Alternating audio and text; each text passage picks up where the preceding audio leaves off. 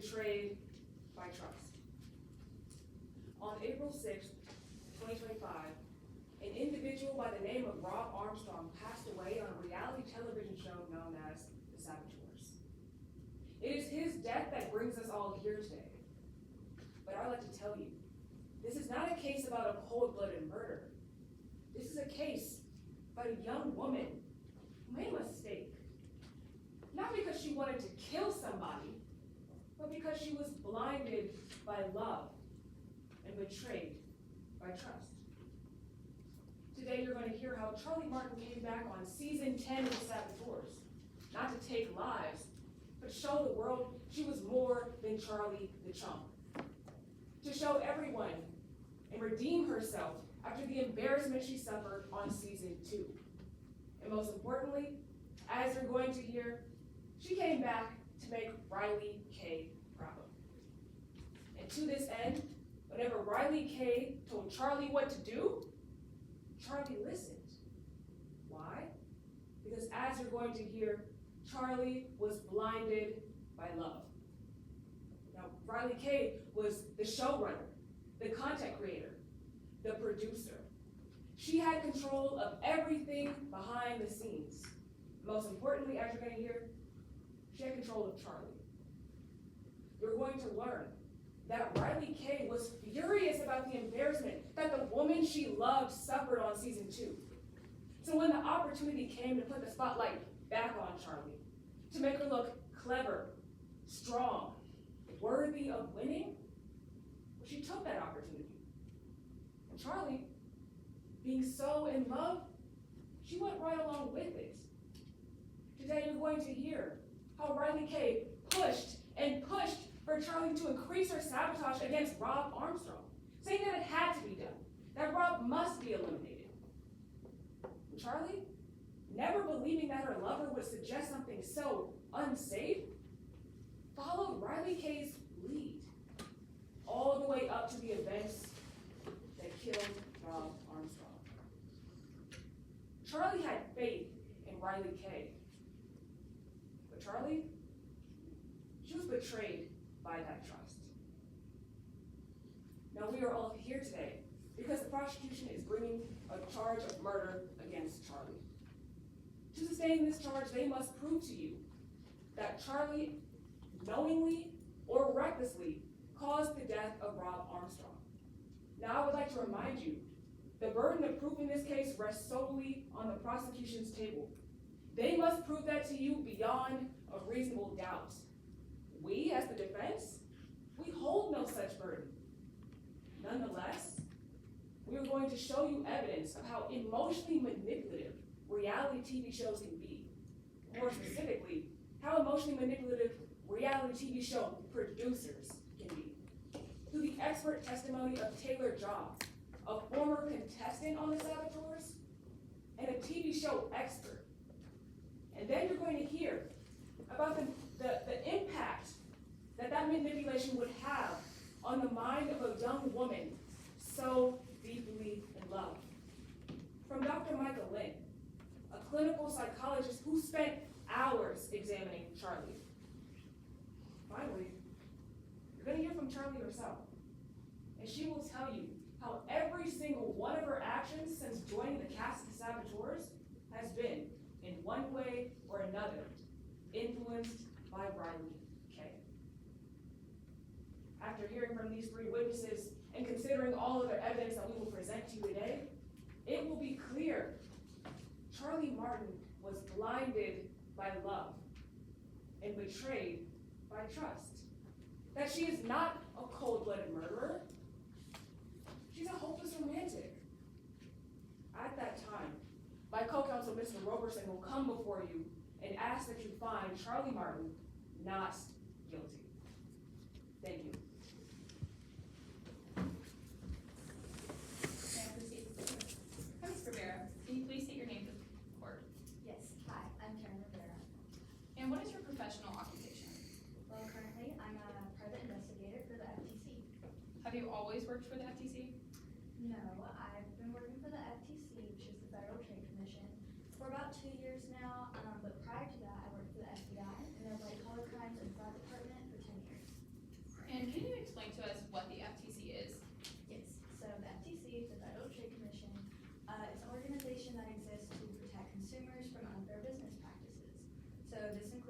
shows and making sure that game shows are not deceiving the contestants or viewers about the outcome of games or prizes. And how did a former FBI agent and federal investigator get involved in a case like this today? Well, the FTC had actually gotten in over 50 anonymous tips about the saboteurs possibly being rigged. So I was asked to go undercover throughout the season, and I was also asked to collect as much information as I could while I was undercover, and through that information I collected, I was able to start my own investigation. Now, did you review any reports for today's case? I did. I reviewed many reports for today's case, and especially the autopsy report.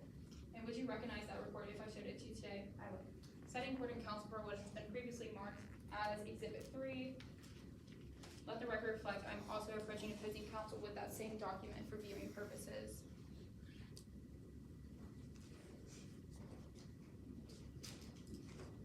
Would your honor like a courtesy copy? Please. Now, what is Exhibit 3? This is Rob Armstrong's autopsy report. And your honor, this is a pre-admitted document. Now, I'm just gonna ask you a couple questions and have you read directly from the report itself. Okay. Who is this autopsy performed by? This is performed by Atlas Hartley. And who is Atlas Hartley? Atlas Hartley is the chief medical examiner. Now, for the medical history section, can you please read out loud the first and third sentence? Yes. Medical history. Medical records indicate the subject was a 34-year-old male in excellent health with no chronic conditions except for mild cat allergy that presented as allergic rhinitis. Pre-participation testing by the TV show confirmed his superior athletic conditioning. Now, for the oral cavity section, can you read that entire paragraph? Yes. Oral cavity. Additional abrasions, similar to chemical burns, were present on the oral mucosa, matching those observed on the face. Minimal signs of allergic rhinitis, including slightly inflamed sinuses and a small amount of mucus. And lastly, can you read out loud the cause of death section? Yes. Cause of death. Asphyxia, resulting from drowning. Toxicology results revealed that subject inhaled oxalic acid shortly before diving with rest return mask.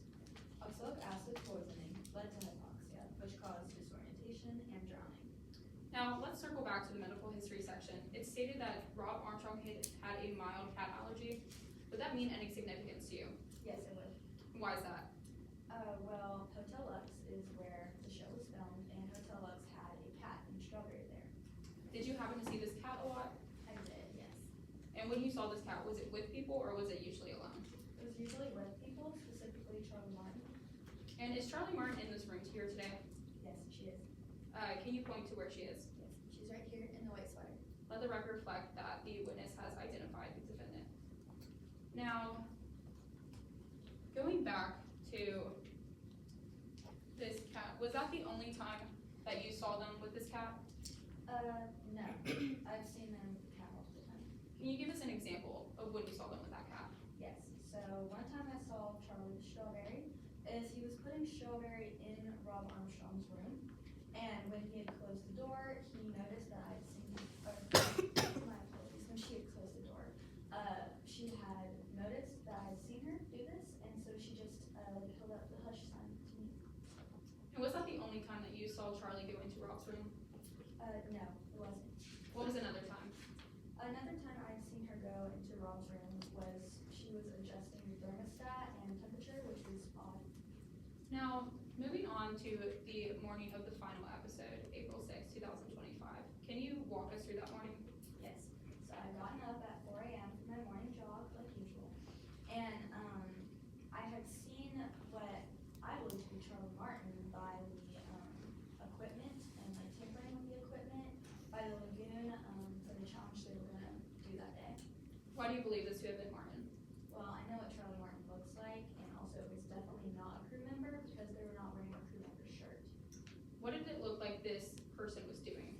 Well, they were tampering with the blue mask, the scuba diving mask, and they were messing with the equipment for a good 2 minutes. I don't know if they were letting out air, I don't know what they were doing.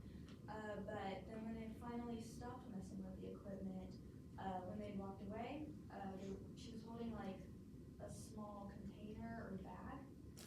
And is there anything that you found in your investigation that would significantly affect your experience with who you have thought to bid Charlie Martin in the scuba equipment? Yes. And what is that? Well, I found out through my investigation that Charlie Martin is actually EADI scuba certified, which is the highest level of scuba certification you can get. Now going back to those masks, did you know what colors each contestant was assigned to? I did, yes. And what was Rob's? Rob's mask is blue. And would you recognize that mask if I showed it to you today? I would. Citing court and counsel for what has been previously marked as Exhibit 11, let the record reflect that I am approaching opposing counsel with that same document for viewing purposes. Would Your Honor like a courtesy copy? Yes.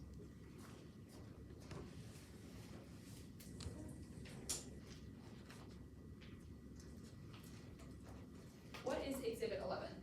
This is Rob Armstrong's diving mask. And is it a fair and accurate copy? It is. Has it been changed or marked in any way? No. I now move to enter Exhibit 11 into evidence. Any objection? No objection. No objection, Your Honor. So moved. So is this mask familiar to you? Yes, it is. This is the blue mask that I had seen, what I believe to be Charlie Martin, tampering with the morning of the the morning of the challenge. And are you aware of anything that was put in Rob Armstrong's mask? I am. And what would that be? That would be oxalic acid. And how would you know this? I would know this because I reviewed the interrogation between Charlie Martin and the police. And would you recognize that transcript if I showed it to you today? I would. Citing court and counsel for what has been previously marked as Exhibit 7, let the record reflect I am also approaching opposing counsel with that same document. Would Your Honor like a courtesy copy? Yes, please.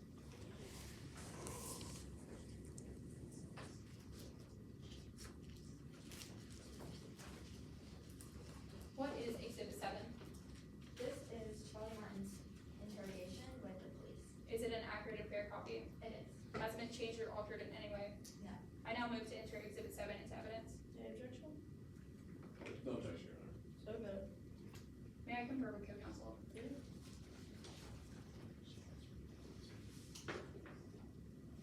Now, Ms. Rivera, is there anything notable in this transcript that you saw between Charlie Martin and the oxalic acid? Yes. Charlie Martin had admitted to putting oxalic acid in Rob Armstrong's mask. No further questions, Your Honor. I now tender my witness for cross-examination.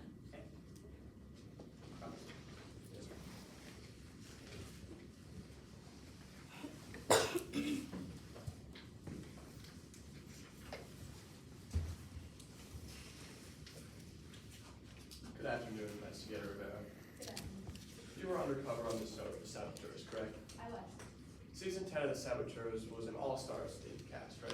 Yes, it was. This means that contestants from previous seasons were selected again to be on Season 10 cast, right? Yes, that's correct. Right, and when Charlie Martin was selected to be on this cast, Riley Kay seemed more excited about her being selected than for any other contestant selected, right? Oh, yes, it was very odd the amount of support that Riley had for Charlie. Right, and during a production meeting, you overheard Riley saying that Charlie was a strong, safe bet to win, and that Mr. Armstrong was in for a world of hurt, correct? Yes, that's correct.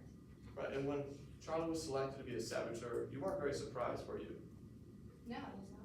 Right, because this gave Riley Kay access to Charlie without it being suspicious. Yeah. Let's move on to before the trivia challenge. You saw Riley giving Charlie a piece of paper, right? I did, yes. On this trivia challenge, Charlie got none of the questions wrong, did she? No, she didn't. This greatly raised your suspicions, correct? Oh, yes, for sure. You decided to keep a closer watch on both Riley Kay and Charlie, correct? Yes, on both of them. Let's move on to Rob Armstrong's accident. After the accident, when the EMTs arrived, they went searching for a member of production, right? Yes. They wanted somebody to show them to the footage room, correct? Yes, they did.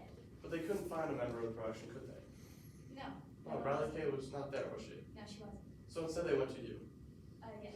and you took them to the footage room. I did, yeah. And when you arrived to the footage room, what you saw was Riley throwing buckets of water on the servers that contained the footage, correct? Yes, she was tampering with the evidence. Right, and she was arrested for this impeding on investigation, correct? Yes, she was. No more questions. Any reader?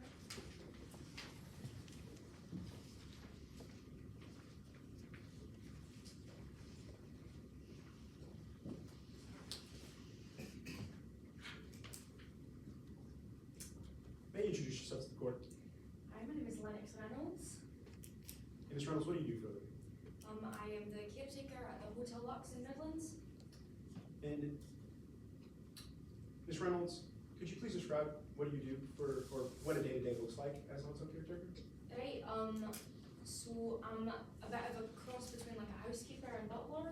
So it's a lot of cleaning and caring for the guests, but for season 10 when I was working there, I was told to focus specifically on the like guests or the contestants on the show. So you came in contact with the guests. Yes. Did you ever personally get to know any of the guests? Not really in the context of season 10, but I've known Charlie Martin a bit before. How did you know Charlie Martin? Right, Charlie had been a frequent guest at the hotel for about 5 years. I'd say multiple times a year. I don't like to say that guests are anything other than guests, but Charlie sent me birthday messages and we've had long conversations, and she sent my daughter a grad present recently, so I'd say Charlie and I were friends. Would you be able to identify Charlie today? Yes. Is she in the courtroom with us today? Yes, she's right there in a lovely sweater. Your Honor, may the record reflect that the witness has properly identified the defendant. Ms. Reynolds, before we really begin today, I want to ask you, have you ever testified as a witness before? Yes, about 12 years ago, I took the stand for my daughter. She got in a bit of trouble and I was testifying. And did anything happen? I was convicted of perjury. I lied. And I think ask any mother in the room what they do to get their child out of there, and I think it'd be hard pressed to find someone who wouldn't do the same. But yeah, I wrapped up my parole about 11 years ago. 11 years ago. Correct. Does that have any type of impeding on you telling the truth today? No. Are you under any pressure of your life to tell the truth today? No. Thank you. Ms. Reynolds, please, could you walk us through what does your training look like as a caretaker at Hotel Lux? Hey, when I was hired, I did a bit of like safety training for like the chemicals and the cleaning supplies that I come in contact with like often, and then I get it re-upped every 2 years or so. Okay. And would you be able to identify any of those products if I showed you a label today? Oh, absolutely. Your Honor, let it be noted that I am now approaching the witness what is pre-marked as Exhibit 13. I'm approaching the defense, for viewing purposes only. Thank you. Would you like a copy? Please. Ms. Reynolds, what is it I've given to you today? This is a label for oxalic acid. Has it been changed or altered in any way? Not since I've last seen it. Is it a fair and accurate depiction? Yes. Your Honor, I now move to have Exhibit 13 admitted into evidence. Any objection? No, Your Honor. Okay, so admitted. Ms. Reynolds, very simply, did you ever see Charlie Martin in contact with oxalic acid? Yes, once it was in her hand in a supply closet, and then I also saw it in her room once. Let's start with the supply closet. You seen her down there, and what was she doing? Right, so it was her and Miss Nell Dews, and they were in the closet together. Miss Dews was holding it, and I came in and I said, be very careful with that, it's very dangerous, it could kill someone. And Charlie took it out of her hand and put it back on the cabinet, and I offered to bring them food if that's what they were looking for, and then we all left. I came up to their room later with some pie, but nobody was there. So you did mention that this was a dangerous chemical. Yes, yes. And you seen it in Charlie's room? Yes, I think very close to that time actually. And tell us about that, please. Right, it was on the counter, and there were some sticky notes around it, and one of them said 1 gram is too much, and the other one said don't overdo it. And I didn't really think anything of it. You don't get very far in this profession if you're asking guests about what's in the rooms. And it was gone the next day, so I just kind of moved on. But it was in the room. It was. Objection, Your Honor. Reading. I'm suspended if you can rephrase the question. Ms. Reynolds, this oxalic acid bottle was in Charlie Martin's room. Objection, Your Honor. Reading. Ms. Reynolds, where was this oxalic acid bottle? It was in Charlie Martin's room. Thank you. Can I retrieve that from you? Right? Ms. Reynolds, I have a question about Charlie. Are you happy to be here today?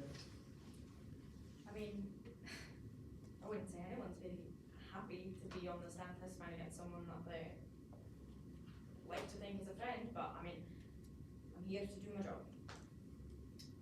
And you call Charlie a friend, so you know Charlie well. I'd like to think so. Objection, Your Honor, we didn't. Can I respond?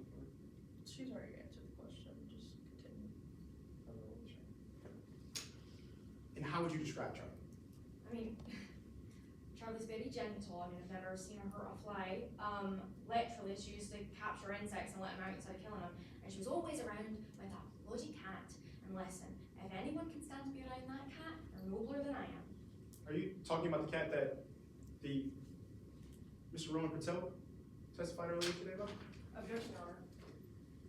All the witnesses have been sequestered. This witness is not going to hear about Ron Michelle's testimony. I'm gonna have to agree, all the witnesses have been sequestered in this case. She has not been in trial. If you can ask about the cat in another way. Be my Yes, Your guest. Sustained.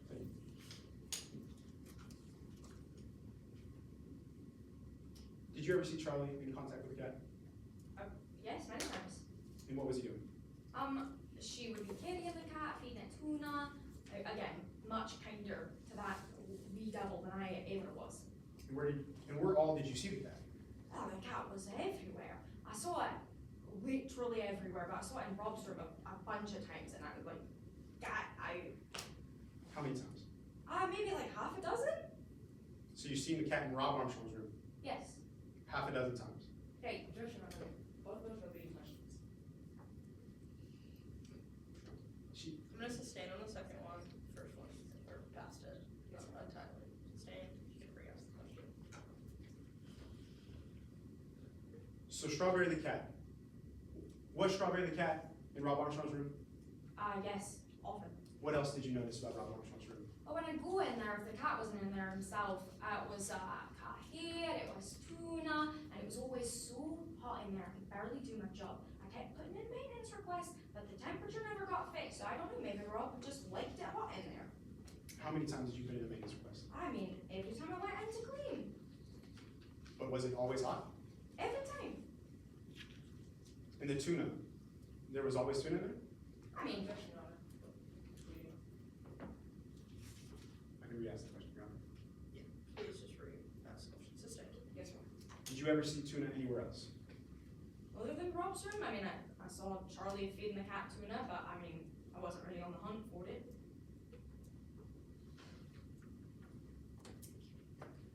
No further questions, Your Honor. Cross-examination? I tender now that my wings can be crossed.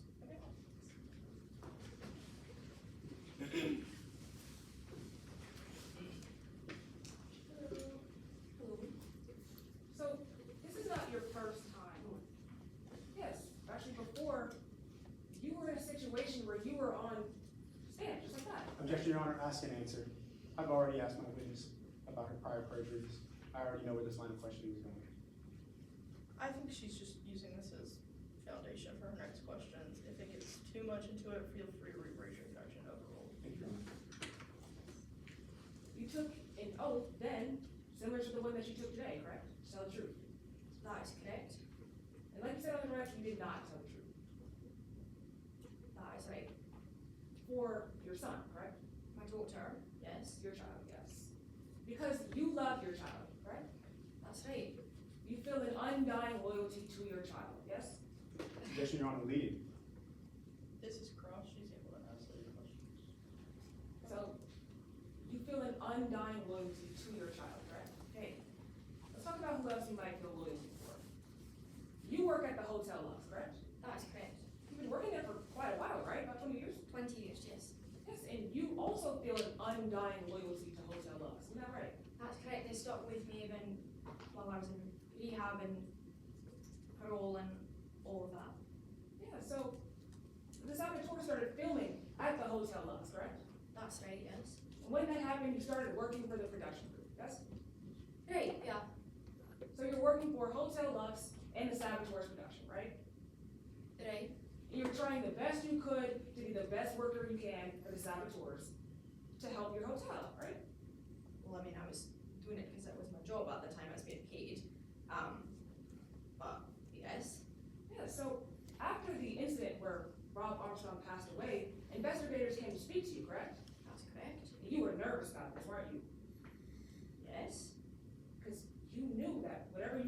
would change your relationship with the hotel. Well, I mean, any investigation is nerve-wracking. You didn't want to incriminate the hotel, did you? No, I'd like to still have my job. You didn't want to incriminate the saboteurs production, right? Well, I mean, they were paying me and I didn't know much about anything. So because they were paying you, you didn't want to incriminate them. I didn't know much about anything. I didn't want to say anything that was wrong. Right. So I want to speak to you about something you mentioned on direct, the bottle that you found in Charlie Martin's room. Today. You didn't test the contents of that bottle, did you? No, I'm not in the habit of opening bottles I find in my guest rooms. Right. And you're not a chemist, are you? No. Right. So you don't know what was in that bottle. I mean, it said oxalic acid. It was the bottle that we keep in the hotel. But you would agree, you don't know what was in that bottle. No, I didn't open it to see. Yes, and then I also want to speak about the supply closet that you were talking about. Right. When you entered that supply closet, Charlie Martin wasn't holding a bottle of oxalic acid, was she? No, that's correct. No further questions on that. Very correct. Ms. Reynolds. Ms. Reynolds, how long ago was that prior testimony? It was 12 years ago? And you are able to tell the truth today? Correct.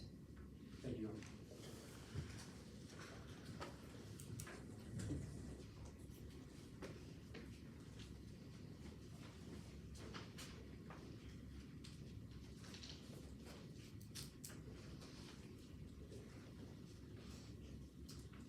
Good afternoon. Could you please state your name for the court? Hey, I'm Rowan Patel. And Ms. Patel, what do you do for a living? So right now I'm unemployed, but for 10 seasons straight, for 5 years, I was the challenge designer for the saboteurs. And what does a challenge designer do? So basically, I would come up with and build the various challenges and twists and turns that the patrons would go through each week. So the whole show basically hinged on my ability to come up with something super exciting.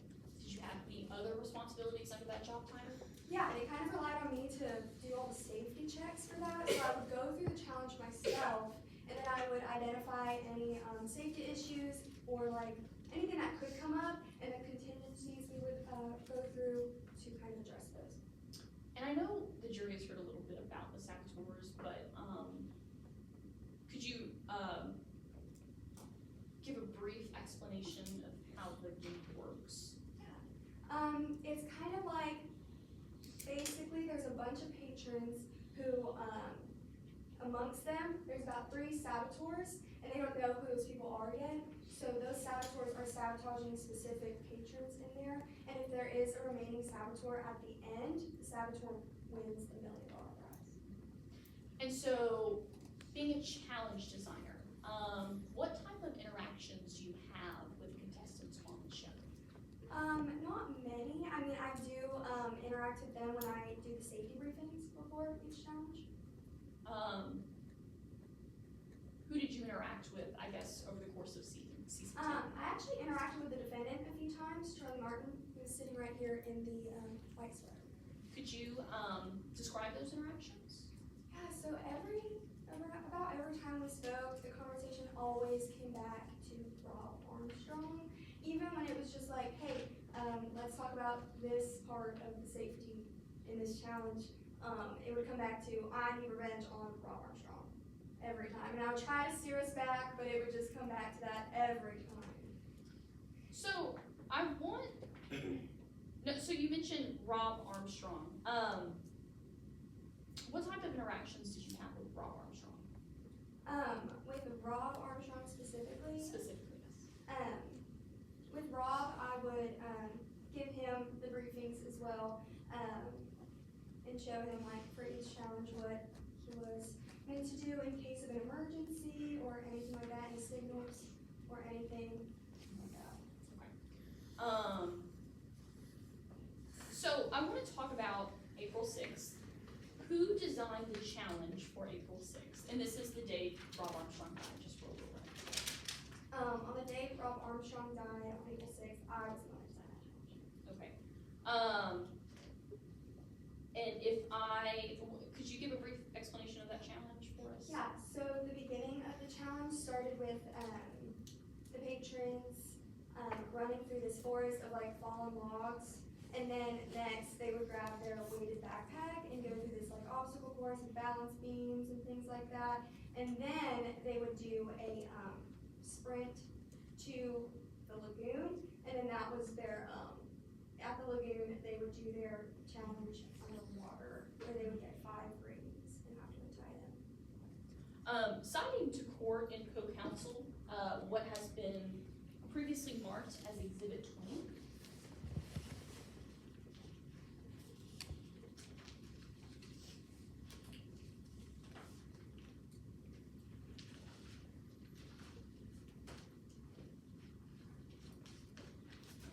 Approaching opposing counsel with Exhibit 20 for viewing purposes only.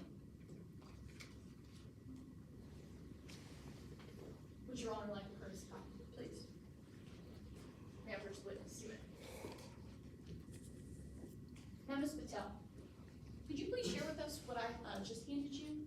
Yeah, you handed me the diagram of the challenge I just described. Okay. It is Exhibit 20, a fair and accurate depiction of that challenge. Yes. And has Exhibit 20 been changed or altered in any way?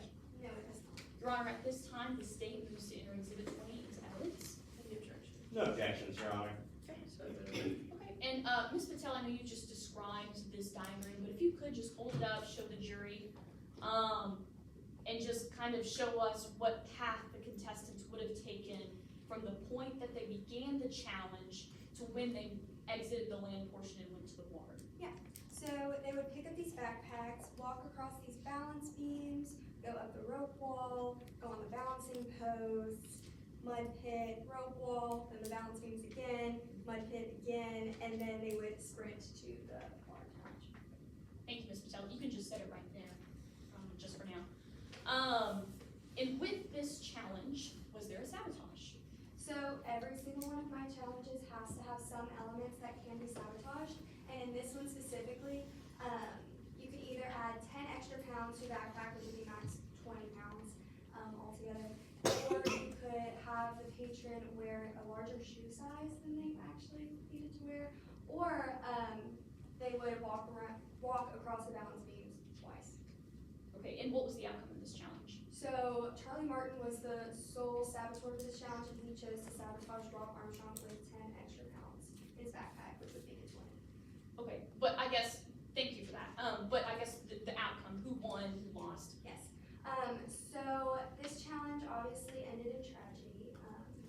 Rob Armstrong was the only poison contestant, was the only person that had a hard time or that couldn't complete it, but everybody who wasn't poisoned had no real problems.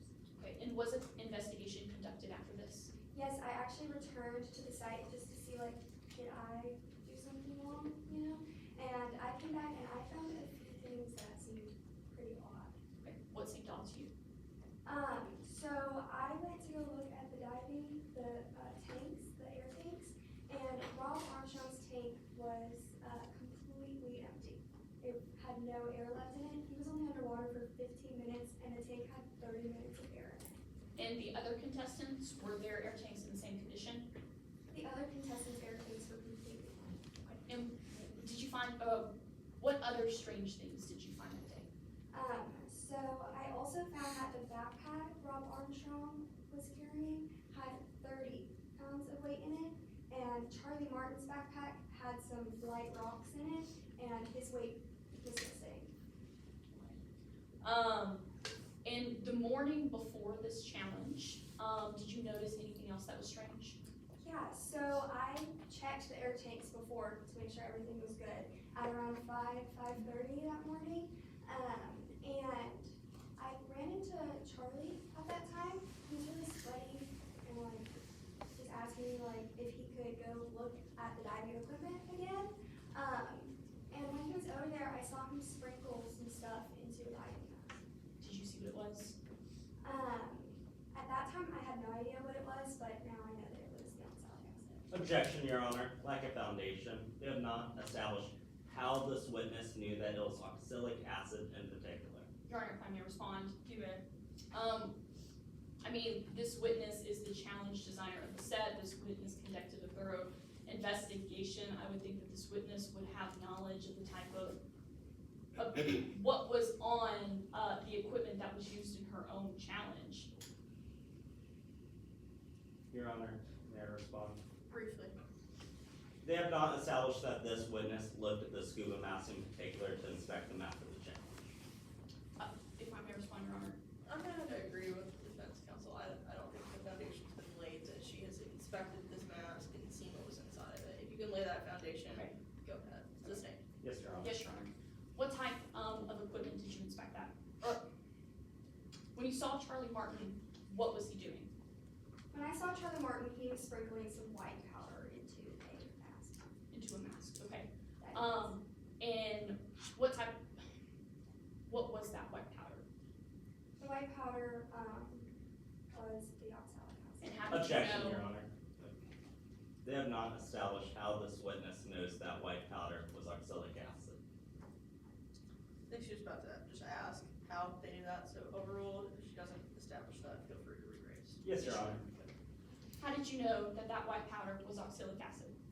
Well, the only reason why Rob Armstrong would not have completed this challenge was due to the poisoning.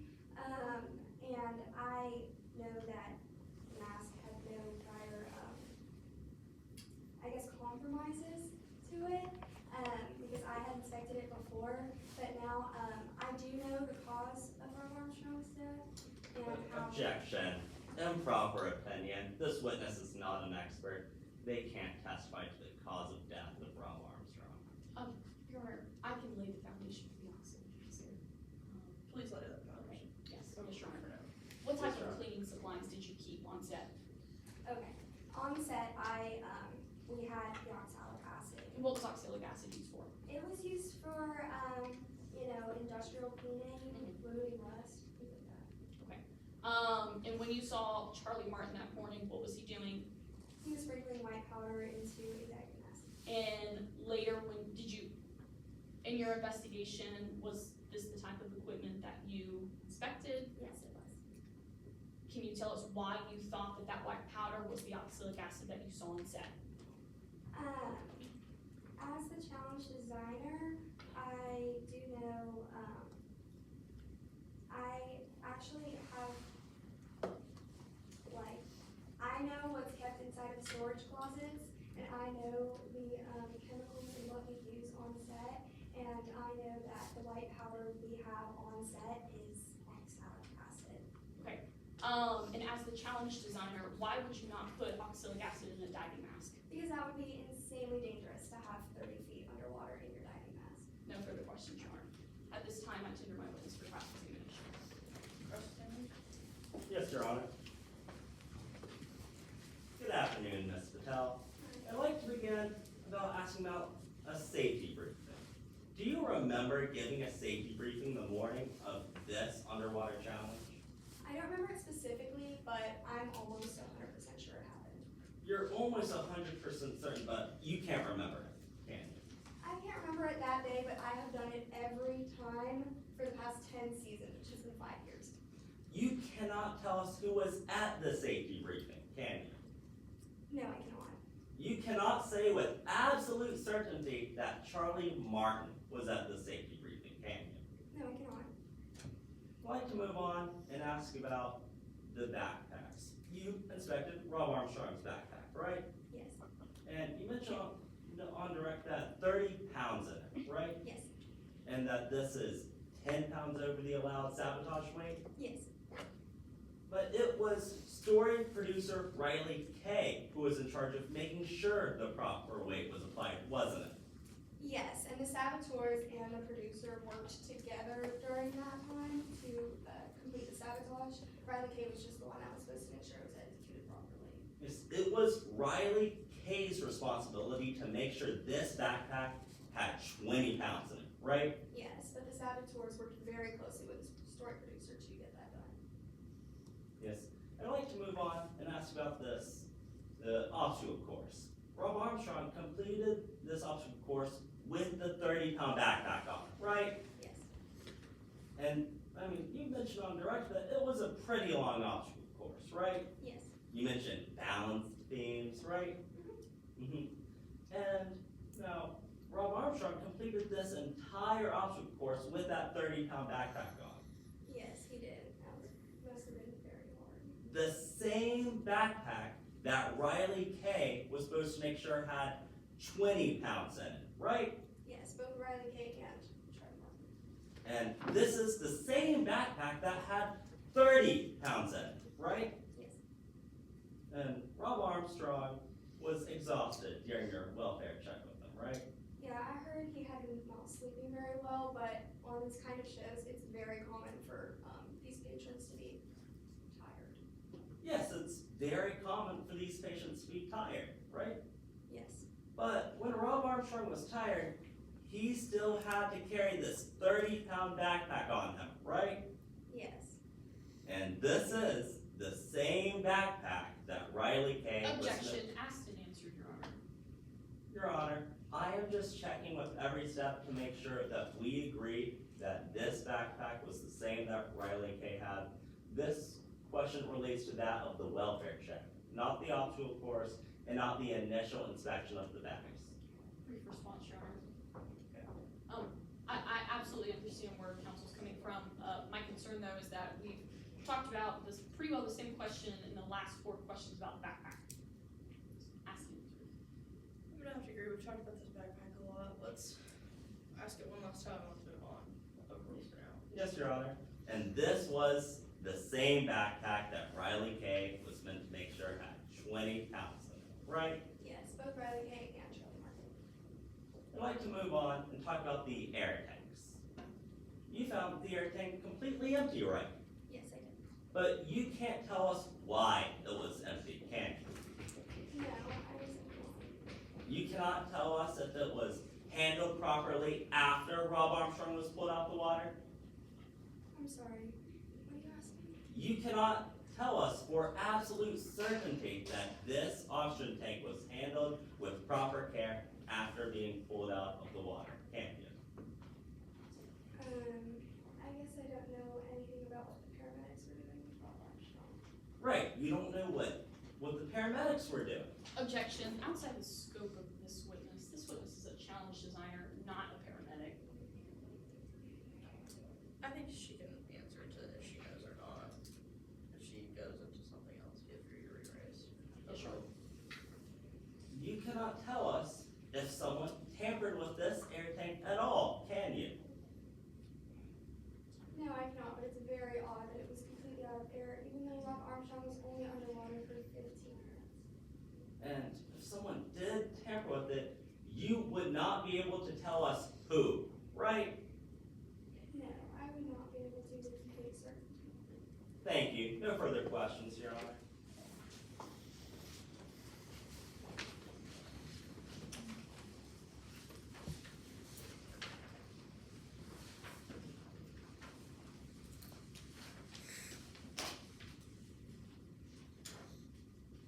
Hello. Can you please introduce yourself to the jury?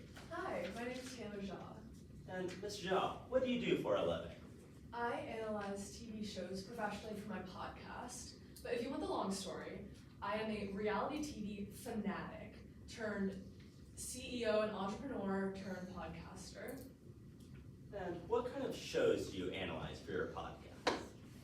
We analyze reality shows, game shows, competition shows, things like Survivor, Big Brother, The Saboteurs, which fun fact, I was on season 2.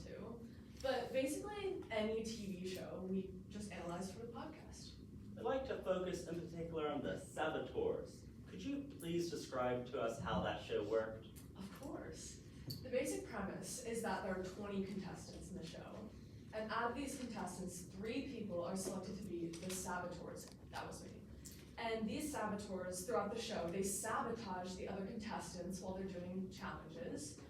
People get eliminated, but if you're the last saboteur standing, you can win $1 million. And do you have a method for analyzing shows such as The Saboteurs? Yes, of course.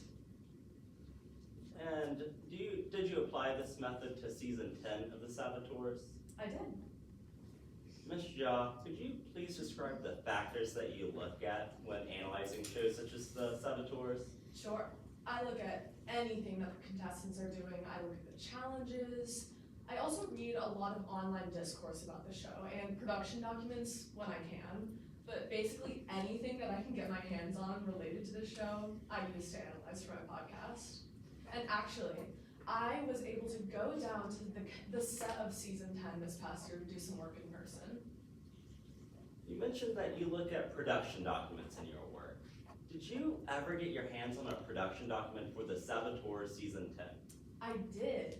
There was a cast list that got leaked, so obviously I read it. And I analyzed it for my podcast, and it actually made my job a lot easier. Would you recognize that cast list if I showed it to you? Sure would. Your Honor, retrieving Exhibit 12. Showing it to opposing counsel. Approaching the witness, Your Honor. Thank you. What did I just hand to you? This is that cast list I was talking about. It's basically a document that production uses to make an exciting cast for an exciting season. And all the contestants are put into certain archetypes. Is it a fair and accurate copy? Yeah, it looks to be so. Your Honor, the defense moves Exhibit 12 into evidence. Yes, Your Honor, objection, well, I'm sorry, not objection, I guess more clarification. Counsel, you said, Exhibit 12 is the cast list, correct? Yes. And this is for is that not Exhibit 15? No, Your Honor. That is Exhibit 12. I can show it to you if you'd like. Okay, that's fine, I was just a little confused, I just wanted to make sure.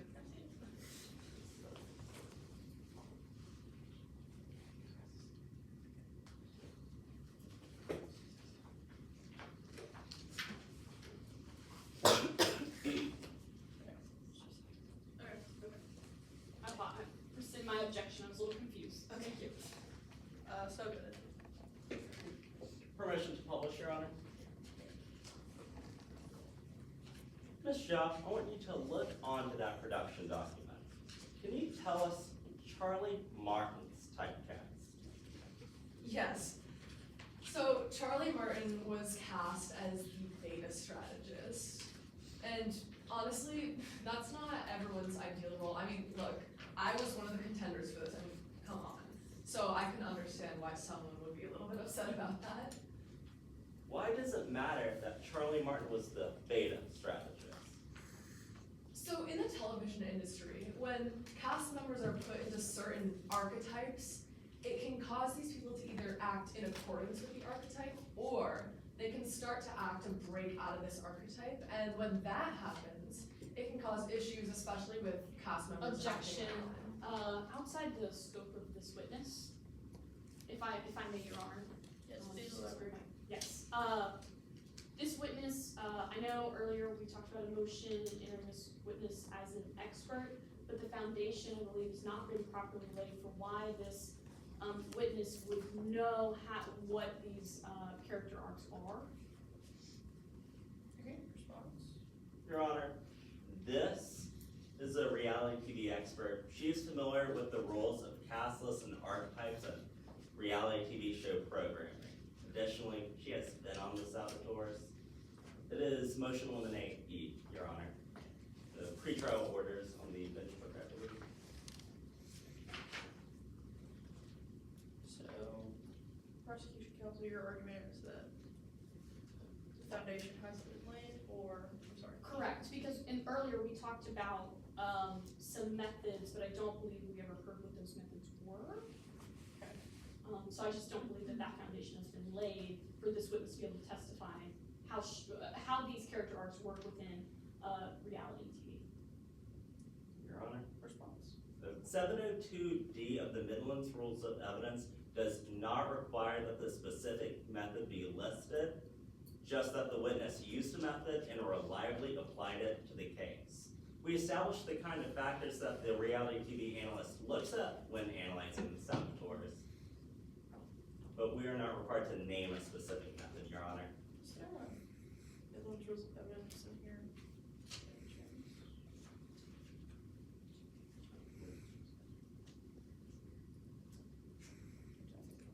Your Honor, we have a Midlands rules of evidence at our bench. Can I see that? I'm sorry. Your Honor, I will show opposing counsel before entering it to you.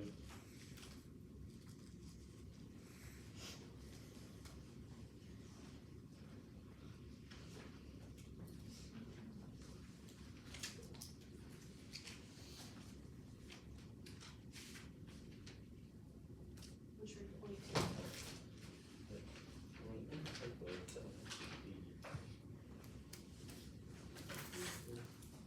But you agree this is the Finland's rules? I do, yes, I just wanted to know what you're pointing to. Your Honor, we'd like to show the judge the Finland's rules of evidence. We're just verifying its authenticity. Oh, I see what you're saying, I'm Yes, sorry, sir. I apologize, yes, absolutely, my bad. It's already to the Finland's rules of evidence, Your Honor.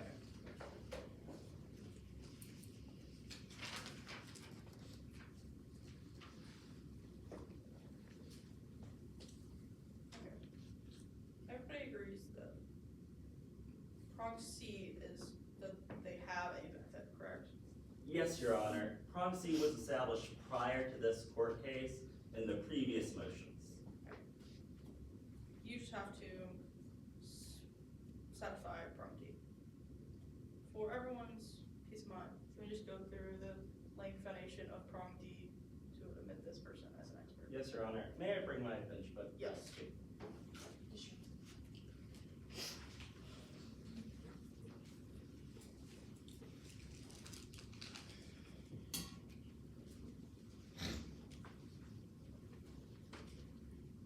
Ms. Jha, did you apply the methods that you use for reality TV analysis to the best of your ability when looking at the Saboteur Season 10?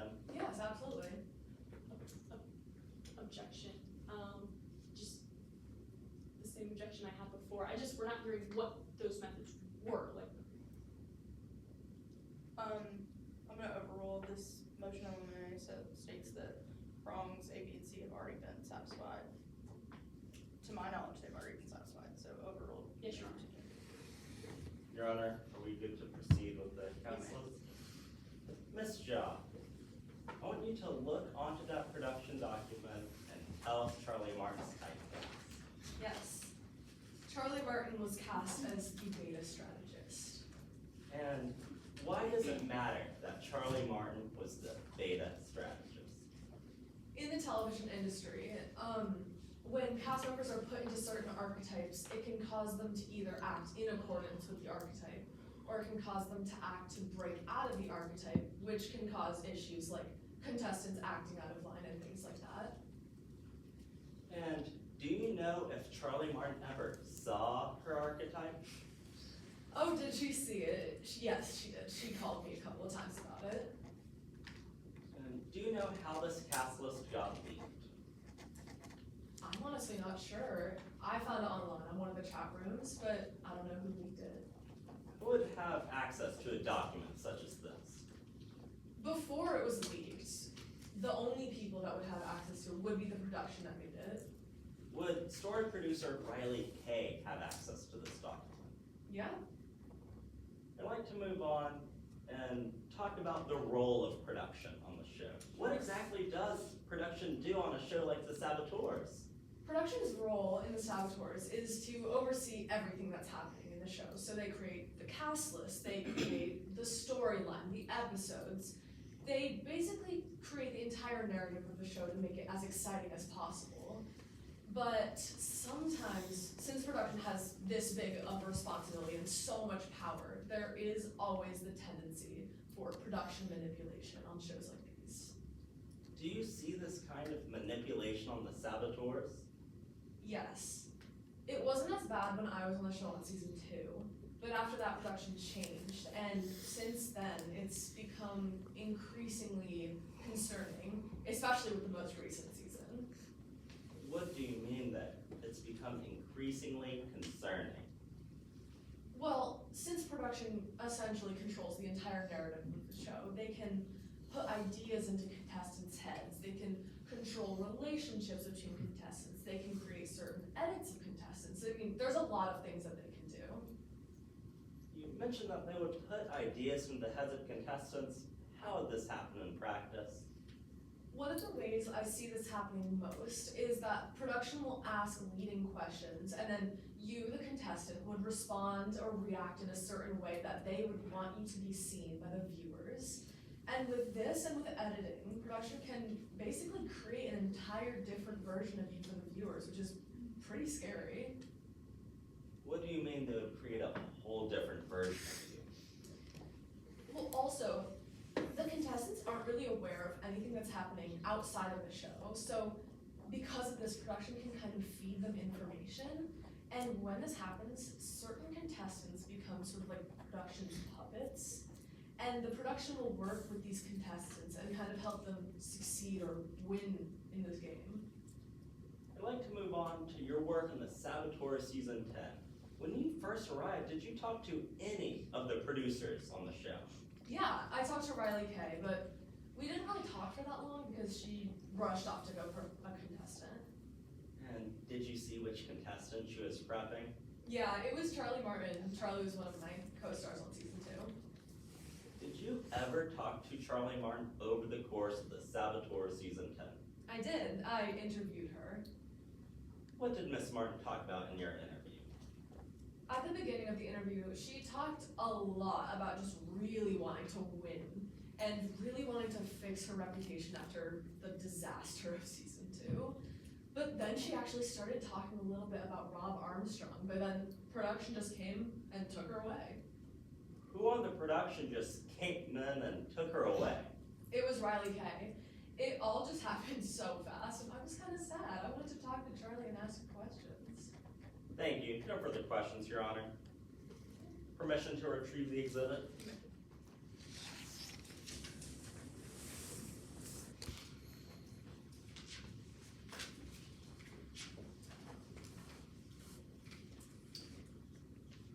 All right, Ms. Shaw, a few questions ago, you were asked about a conversation, or I guess meeting Riley Kay upon first arrival to the Saboteur set. Is that correct?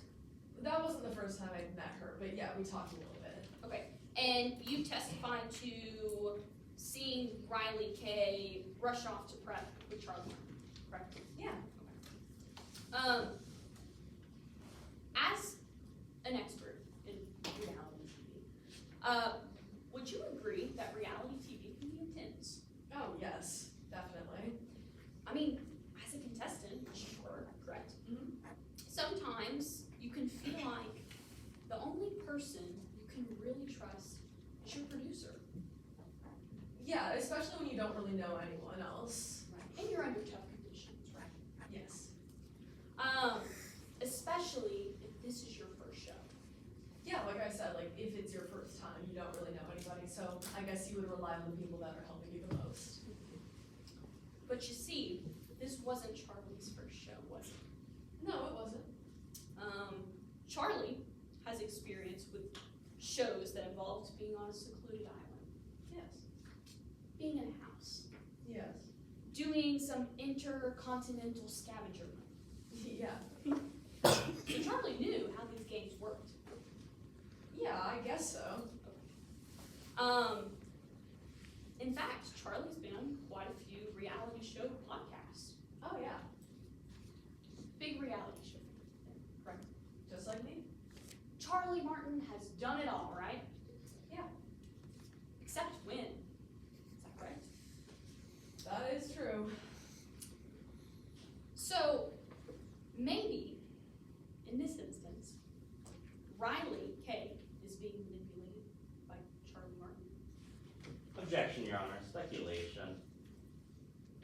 I mean, Your Honor, this is cross-examination. It's a leading question that the witness can answer yes or no.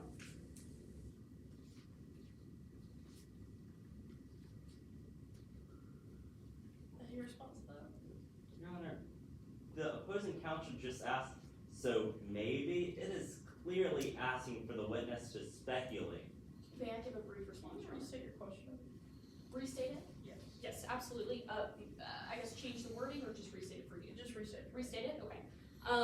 So maybe in this instance, Riley Kay is being manipulated by Charlie Martin, which I can give a brief response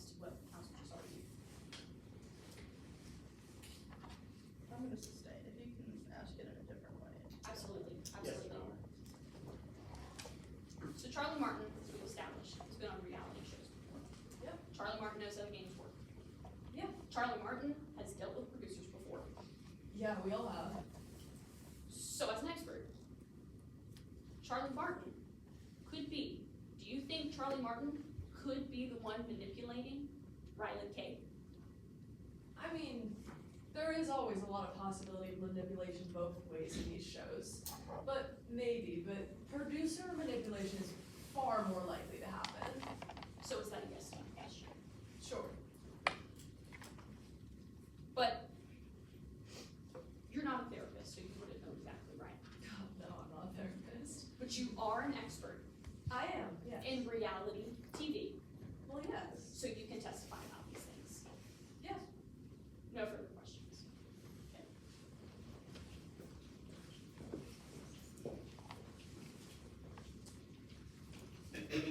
Please state your name for the court. Hi, my name is Dr. Michael. Okay, doctor, but what exactly do you do for a living? Well, I am a board certified psychologist and I specialize in clinical and forensic psychology. How'd you end up as a psychologist? Well, my parents have always been big advocates of therapy, so when I was a freshman in high school, I got paired with this amazing psychologist. From braces to my first boyfriend, she saw me through pretty much every phase of my life and ultimately inspired me to become a psychologist. As a psychologist, what is required of you in your role? Well, I am the chief clinical psychologist at the FEC, or the Forensic Evaluation Center. Through my role, I undergo clinical and forensic assessments for patients who are involved in criminal cases. Where did you receive your education for this work? Well, for undergrad, I went to CMU, Carnegie Mellon, and I got my BS in political science and international relations. And then I went to Pepperdine University and I got my doctorate in psychology. Dr. Lynn, just really quick, did you use gold standard methods in this case? Yes, of course. Can you give one example of that? Well, observing patients' body language, giving them proper foundation before doing my assessment, those are the gold standards in my field. And that gold standard was applied to this case? Yes, of course. Okay, so Dr. Lynn, I'd now like to ask you, you know why you're here today? Well, following the events on April 6th, Ms. Martin was referred to the FEC for psychological evaluation. In preparation for an assessment, I reviewed her footage and her psychological evaluations from seasons 2 and 10 of Saboteurs. Okay, Dr. Lynn, I want to take you through the steps of your evaluation one by one. So let's start at the beginning. What did you first observe of Charlie Martin? Well, I first observed her physical appearance, her memory, and her mental health. According to Midland standards, I use cognitive and behavioral methods to determine Ms. Martin's sanity. And ultimately, I found that Ms. Martin is legally sane. Okay, so you found that Ms. Martin is legally sane, but what can you say about her mental health? Well, during my evaluation, I noticed signs of emotional control issues. Her body language changed depending on who she was talking about. For example, when she talked about the decedent, Rob Armstrong, she seemed frustrated. But then she seemed confused and anxious when she talked about Riley Kay, the producer. Did you ever have an opportunity to speak with Charlie about season 10 of The Saboteurs? Well, even before I could ask Ms. Martin about season 10, she summarized the case itself. She freely said, "It's not like I wanted to kill him. I was just trying to win the game. I was just doing what they wanted me to do. I'm not a murderer." And so Charlie said she was doing what they wanted her to do. Did you ever find out who Charlie was referring to as they? Ms. Martin said Riley Kay advised her to eliminate Rob Armstrong. She specifically said, "They told me that if I didn't do something to eliminate Armstrong, everything would get even worse." Did Charlie mention when Riley Kay said that to her? Ms. Martin said, "I don't know the exact day or time, but I know it occurred before episode 9 of season 10, which is the episode that Rob Armstrong passed away." Did Charlie ever speak about her role on The Saboteurs? Well, Ms. Martin explained to me the role of saboteurs to sabotage other contestants. She admitted to putting extra weight in Mr. for Armstrong's backpack for a sabotage for episode 9. However, she insisted that this was within the rules of the game and done at the permission and direction of Riley Kay. Okay, so Dr. Lynn, you learned all of that information from a clinical interview. Was that the only method you used to examine Charlie Martin? No, I also used a method called BFI, or I call it OCEAN. It measures a patient's openness, conscientiousness, extroversion, agreeableness, and neuroticism. But in plain terms, this means a patient's sense of responsibility, their tendency to engage with new ideas, their compassion, social ability, and their negative emotions. Okay, so based on this personality test, what, if anything, stuck out to you? After my assessment, I found that Ms. Martin scored in the 76th percentile for neuroticism. This means that she's more vulnerable to negative emotions like anxiety and depression. Okay, Dr. Lynn, based on all of your evaluation, what have you come to understand about the impact of the saboteurs on Charlie Martin? Following my evaluation, I found that Ms. Martin has high levels of anxiety, depression, and emotional instability. These traits were caused by the PTSD from the humiliation that she experienced during season 2. Okay, so that was the impact season 2 had on Charlie. What about season 10? In season 10, Ms. Martin was re-traumatized because of similar experiences that she encountered. This led to a decline in her mental health and caused her to have a temporary break from reality the night before episode 9. Dr. Lynn, to a reasonable degree of psychological certainty, what is your opinion about Charlie Martin's behavior while on set of the saboteurs?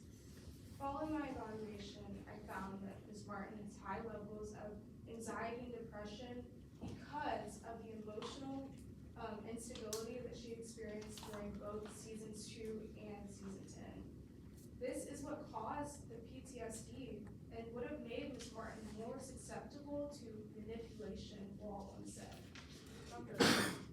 If Charlie Martin was made more susceptible to manipulation, how would that have impacted her behavior? Because Riley Kay advised her to eliminate Armstrong, Ms. Martin would have began to unconsciously, sorry, I can't remember the word, I can't think of the word, but unconsciously exhibit those behaviors, I would say. Thank you. No further questions.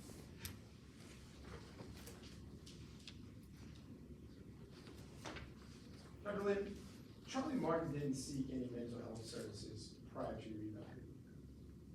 Are you referring to Charlie Martin, the woman? Sorry. Excuse me. Charlie Martin, she didn't seek any mental health services prior to your eval. Well, prior to every season of the Saboteurs, they receive a psychological assessment prior to each season, so if that counts as mental health, whatever you're referring to, I'm not sure. But she didn't ask for it? No, she didn't. But her season 2 eval was cleared of concern, Yes, it was. and she was able to participate in season 10? Yes, she was able to participate in season 10. We noticed, or she was diagnosed with PTSD prior to the season, but she was supposed to have been evaluated throughout the season, basically. She was able to rejoin the show. Yes, she was. Dr. Lynn, Charlie Martin exhibited signs of anger. Did she not? Yes, I know that she was upset because of the humiliation that she experienced during season 2. Towards Rob Armstrong? Yes, towards Rob Armstrong. You described the feeling as loathing? Yes, because she was humiliated. You said when you mentioned season 2, Charlie was reminded of Rob's fame? I'm sorry, I don't understand. When you mentioned season 2 to Charlie, Yes, did it remind her of Rob's fame? Do you mean the fame that Rob received because of season 2? That's correct. You could say that. But you can say that. Yes. After your report. Yes. And how did that make him feel? Are you referring to Rob Armstrong? Yes. How did Rob Armstrong make Charlie Martin feel? Withdraw my objection. I thought council was asking this witness to talk about what Rob Armstrong's feeling, but Rob Armstrong's deceased. But that's not the question of Charlie Martin. Can you answer the question? I'm sorry, could you restate? And how did Rob Armstrong's fame make Charlie feel? She was, I know that she was upset because of the humiliation and the way that she was portrayed in the media compared to Armstrong. So it was anger? Yes, she was upset. It was sadness? Yes.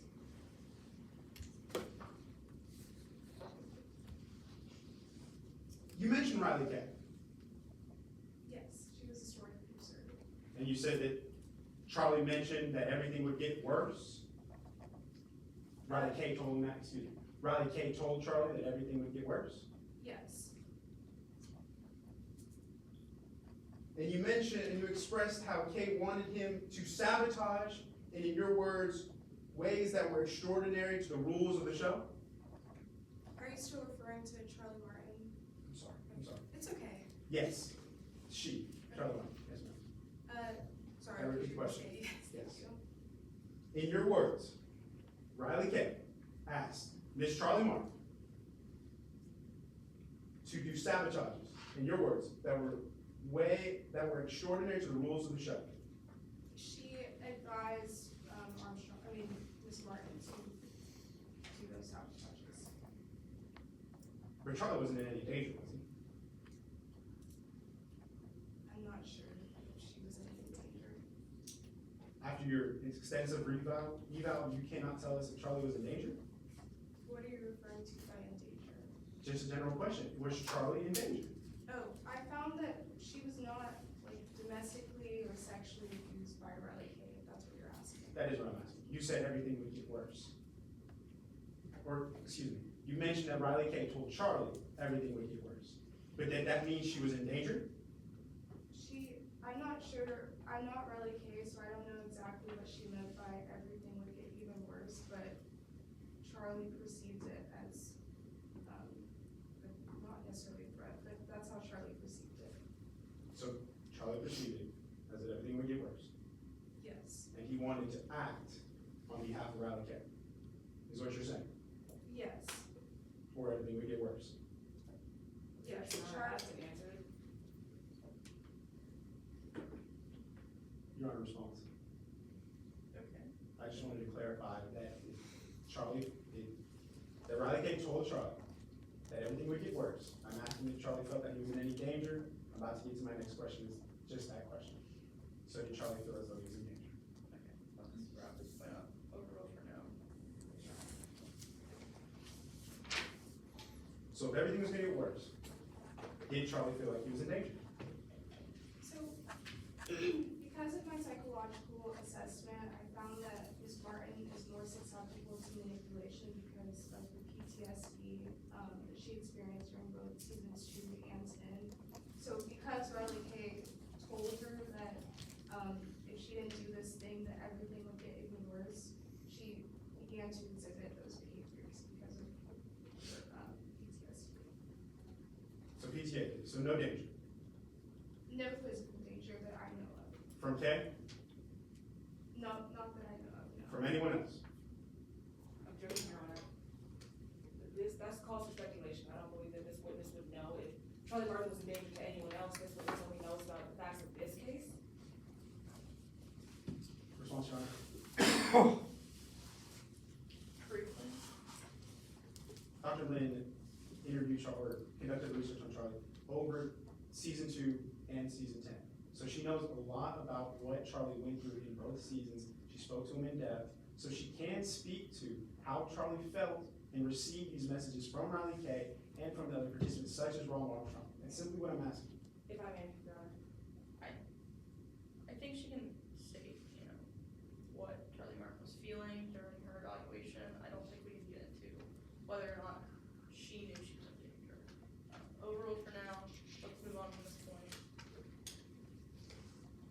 When Charlie chose to sabotage in these ways, he wasn't under direct threat, was he? She wasn't under physical threat that I know of, no. In your investigation, Charlie took some tests. Are you referring to the psychological assessments? I'm gonna say, yes, ma'am. Yes. The MSE and the RCAS? Yes. Permission to confer with counsel?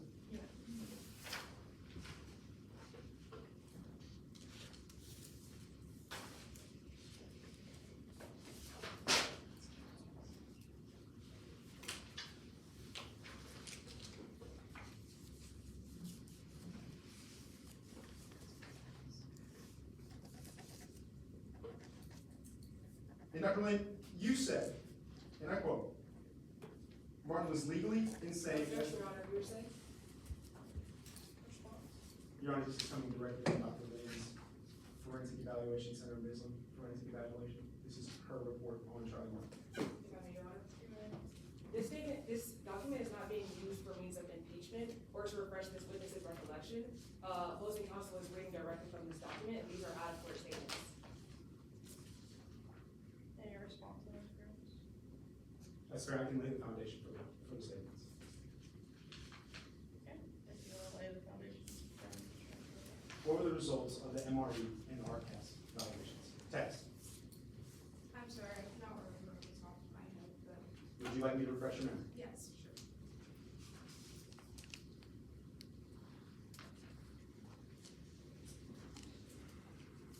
Martin's MSE and RCAS scores do not indicate that Martin was unable to appreciate the potential harm to Armstrong that Martin was creating, nor do Martin's scores indicate that Martin was unable to control Martin's behavior. So my question is simple. Could Charlie control his own actions?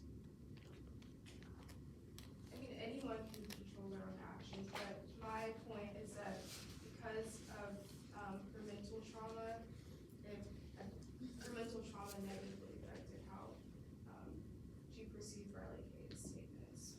So Charlie Martin can control his own actions? Please, okay, sorry, You just said that anyone can control their own actions. And that your whole point is that Riley K had manipulation. But my question is, could Charlie Martin control his own actions?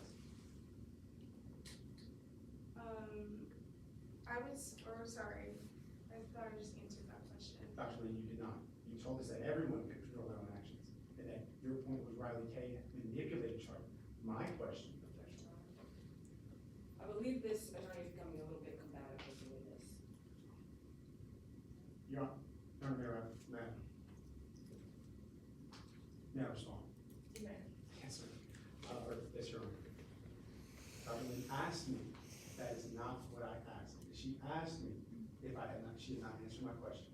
And I'm simply telling her that she did not, and I restated to her what she told me. I am asking her a simple yes or no question, and she has not answered it properly. We have read her statements. Okay. Ask your question, please answer yes or no. Let that be that. Overruled for now, please ask your question. Dr. Lynn, can Charlie Martin control his actions? I would answer this, yes, she can control her own actions, but if she was negatively affected by the mental traumas that I found during the test. So that's a yes? Yes. No other question?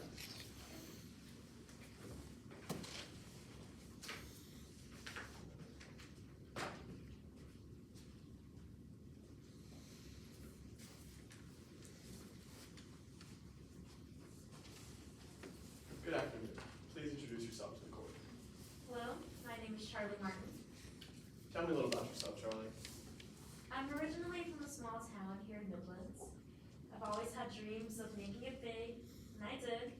I actually made it all the way to a big town in Midlands where I became a reality TV star. But I had to take a small break. We've heard a lot about you today from other people. Let's hear it from you. Why are you here today? After my small break from reality TV, I decided to make my big debut on a show called The Saboteurs. And one of my co-stars, Rob Armstrong, drowned. And I'm being falsely accused for it. Why might anybody think you'd want to hurt Mr. Armstrong? He and I had a complicated relationship. We met back in season 2 of The Saboteurs, where we became friends. I wanted to be friends with everyone in the industry, but after the end of the season, I decided to start to distance myself. I'll talk to you about that distance in a little bit. For now, just tell me about your time with the show. On the most recent season, I was a saboteur again. I haven't always been the strongest contestant. I guess something about me being 4'9" doesn't give me much of an advantage, but my biggest strength is building real connections. Tell me more about your role as a saboteur. As a saboteur, we're responsible for adding obstacles to the challenges that made it harder for the other contestants to win. Did anybody ever encourage you to add these sabotages onto Mr. Armstrong? Yes. Riley Kay told me that I had to. What is your relationship to Riley Kay? Riley and I met back in season 2 of The Saboteurs. At the time, she was only a producer. She was only an assistant, which meant that we got to spend a lot of time together and we got close. How close would you say you got? I believe you referred to it as a soul tie. When she and I met, my whole world began to change. We dated for 5 years and the highs were high. But the lows were low.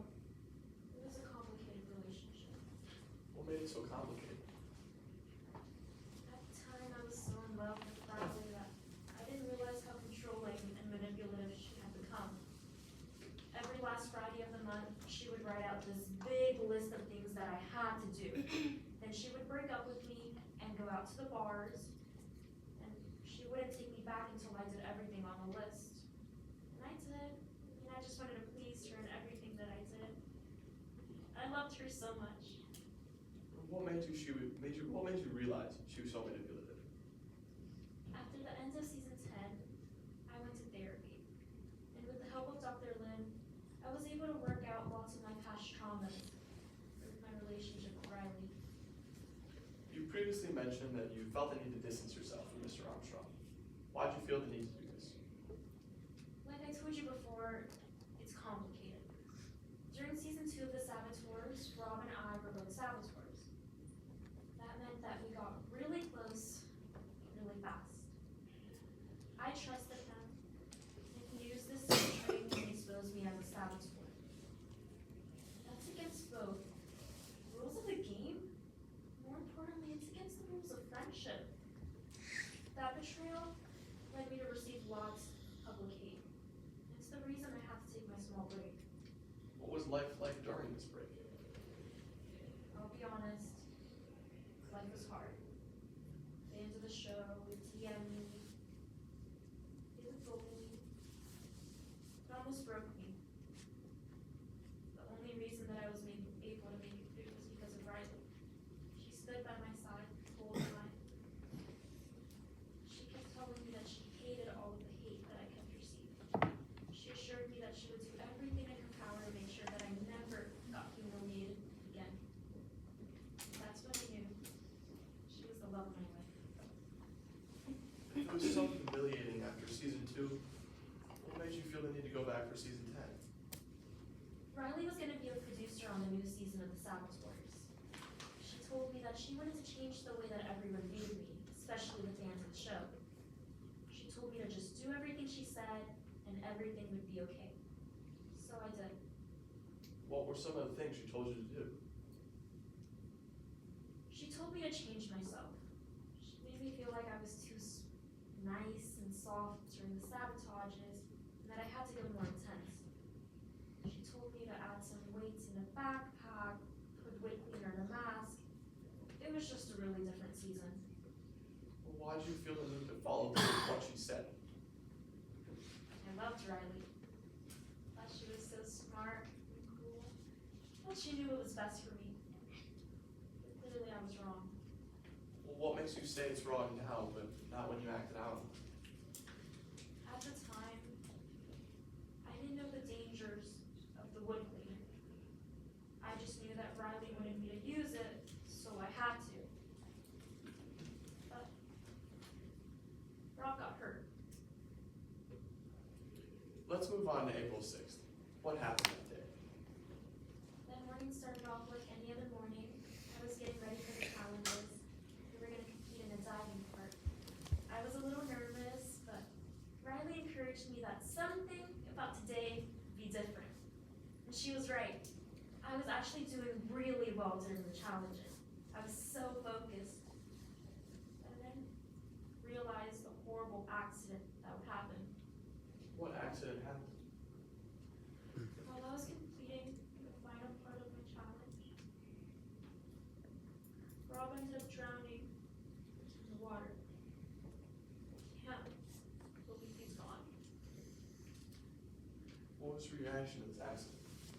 And at first I didn't even realize it was happening.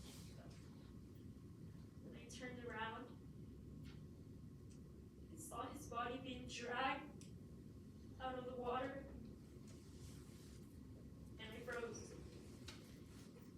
It felt like the whole world stopped. Once I realized what was going on, I broke down. I'm sorry, Charlie. After this, is that when you started therapy? Yes, I mean, I couldn't eat, I couldn't sleep, I couldn't stop replaying everything that happened in my head. I had to understand how this happened. Did the therapy help you, Charlie? Yes. With the help of Dr. Lim, I was able to realize that this wasn't my fault. Riley manipulated. She manipulated me. And she used the love that I had for her to hurt Rob. Thank you, Charlie. I have no more questions.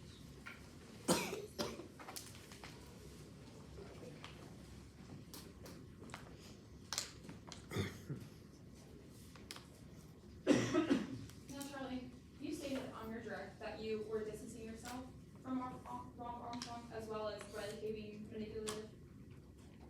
Yes, after season 2, I decided to start to distance myself. But on January 5th, you engaged in a text message conversation with Riley K about the leaked season 10 casting room, correct? Yes, Riley and I were texting about it. I was confused. I didn't realize that Rob would be joining us again this season. Once I realized that I didn't even want to compete on the show anymore, but Riley told me to just listen to what she said and everything would be okay, so I decided to compete. So after that day, you then texted a group chat following with a bunch of other contestants about the leaked season 10 casting as well, correct? Yes, a lot of the people decided to make this big group chat with everyone in it. I didn't even have some of the numbers saved, but we were texting in there. So you recognize those messages if I showed it to you today, correct? Yes, I would. Citing current counsel for what has been previously marked as Exhibit 18B. Let the record reflect that I'm also approaching opposing counsel with that same document. Would your honor like a courtesy copy? Please.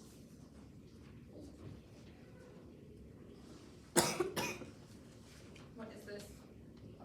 These are the messages that you were referring to. Is that a clear and accurate copy? Yes. Objection. This is hearsay. Let's let her try to enter it before we object. Has been changed or altered in any way? No. I now move to enter Exhibit 18B into evidence. Objection. This is hearsay. It's an out of court statement. Okay, response. Your honor, we are not using this statement for a, I'm sorry. We're not using this for the truth of the matter, but rather the effect on the listener, and that listener being Charlie Martin. Response. What are you trying to assert? What she was saying in the group chat with the message leak. So it is the truth of the matter, so it's exactly what the president. I asked, are we just referring to Charlie's messages? Yes, your honor. If those are the only things that are admitted, I'm okay with that. We agree that we are only admitting Charlie Martin's messages. Yes, your honor. Okay. Admitted with the limitation that we are only admitting Charlie Martin's messages. Yes, ma'am. Now, I'll have you read silently while I read out loud, if that is all right with you. Yes. Can we please get some kind of cohesive request to walk off this show, given the way they're talking about us? Was that a correct and accurate reading? Yes. So no part in the show going into it, correct? No, I mean, after the way that season 10 ended, I didn't want to be on the show anymore.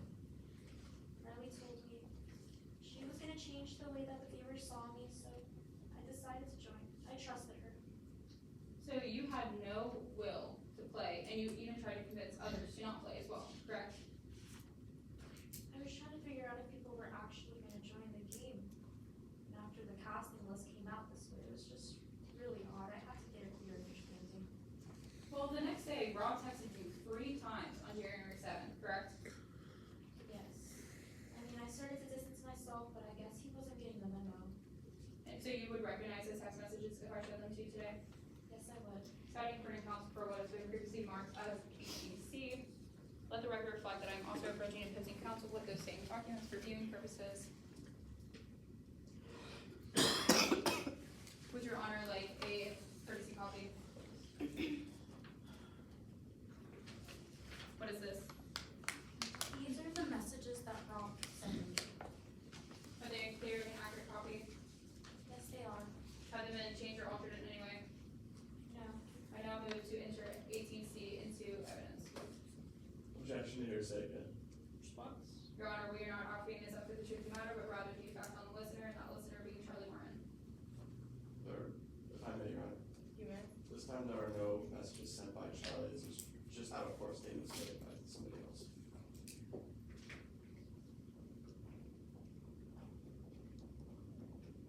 Okay,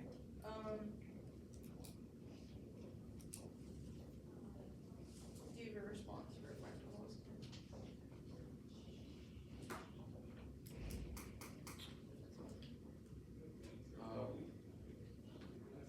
I ask opposing counsel to tell me what effect they're trying to elicit.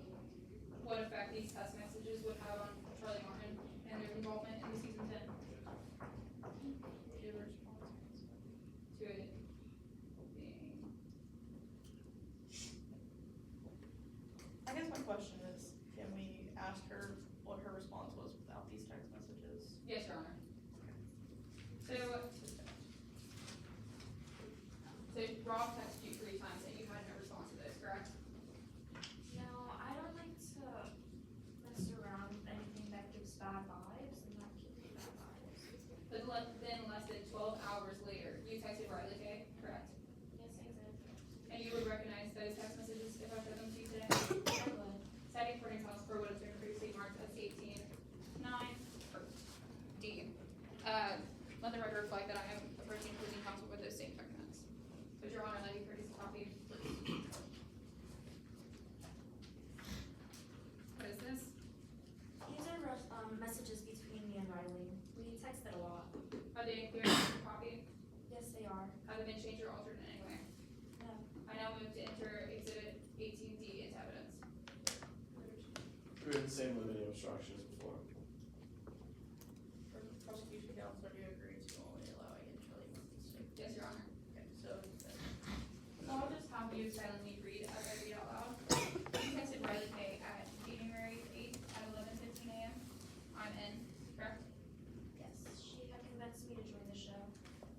Thank you, your honor. No further questions at this time. Would be able to know any of the risk of the actions she was doing. They did not prove that Charlie would ever know the effect of the oxalic acid when put into the mask.